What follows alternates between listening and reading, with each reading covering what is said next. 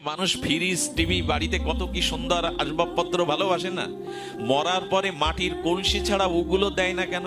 মানুষের কি চালাক বুদ্ধি দেখুন, হাতের আংটিটা খুলে নেয় মরার পরে, ওটা কিন্তু সাথে, কিন্তু ওই যে কাঁথা কাপড় খাটটা বলে কি এটাতে উনি শুতেন, এই জামাটা উনি ভালোবাসতেন, এই জুতোটা পরতেন, এগুলো দাও কেন? সোনার আংটিটা দেয় কি?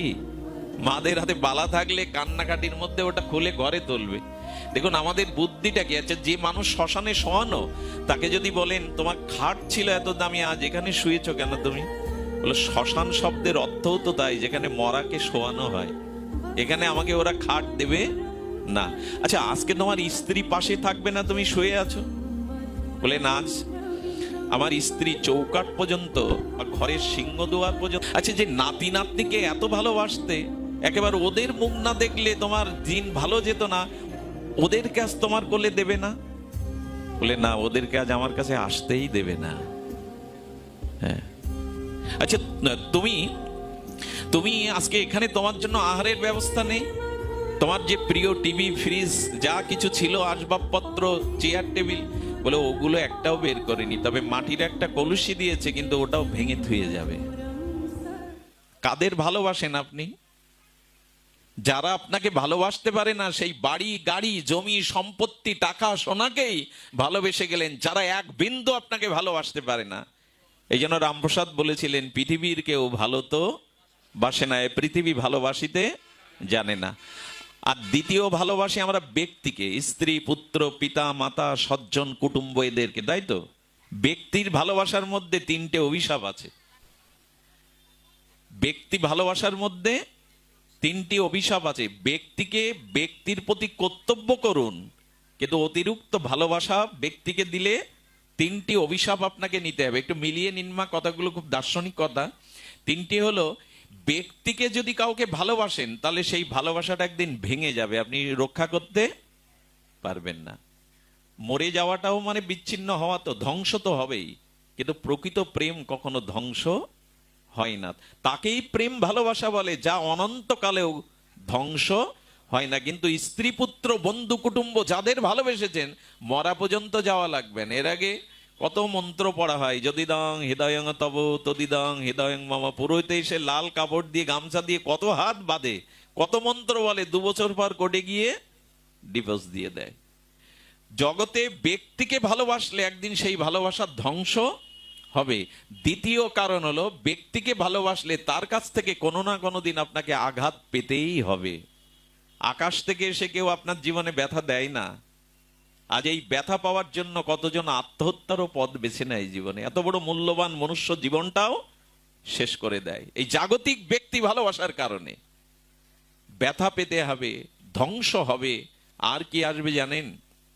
আর এই পৃথিবীর পিতামাতা ব্যতীত প্রত্যেক ব্যক্তি ভালোবাসার মধ্যে স্বার্থ আছেই আছে। এক পিতামাতার মধ্যে সূক্ষ্ম একটু স্বার্থ আছে, কি? এই ছেলেটা আমাকে বৃদ্ধাশ্রমে দেবে না, এই ছেলে অন্তত আমার মুখে দুমুঠো দেবে, অন্তত এই আশাও তার আছে। নিঃস্বার্থ ভালোবাসার দৃষ্টান্ত পৃথিবীতে পিতামাতা ছাড়া দ্বিতীয় যদি দেখাতে পারেন, আমি ব্যাসাসন ছেড়ে চলে যাব। এক পিতামাতা ব্যতীত জগতে কেউ নিঃস্বার্থ ভালোবাসা আপনাকে বাসে না। স্বার্থের কারণে এই ভালোবাসা চুক্তি করা। পিতামাতা ব্যতীত জগতে যাকে ভালোবাসবেন তার একটা চুক্তিনামা আছে, যতদিন আমি তোমার কাছ থেকে সুখ পাবো, স্বার্থ পাবো, ততদিন তুমি আমার।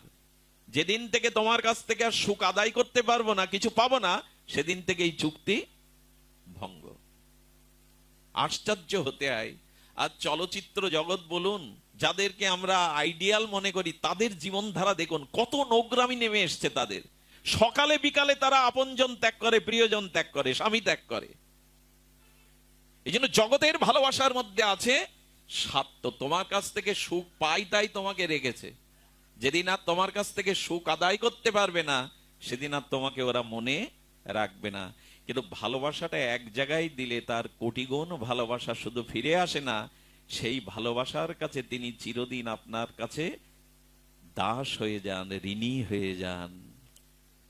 বৃন্দাবনে গোবিন্দ বলেছিল, গোপী তোমরা আমাকে সর্বস্ব দিয়েছ, তোমরা দেহ ধর্ম কুল ধর্ম বেদ ধর্ম সব দিয়েছো, আমার জন্য তোমরা কেঁদেছো।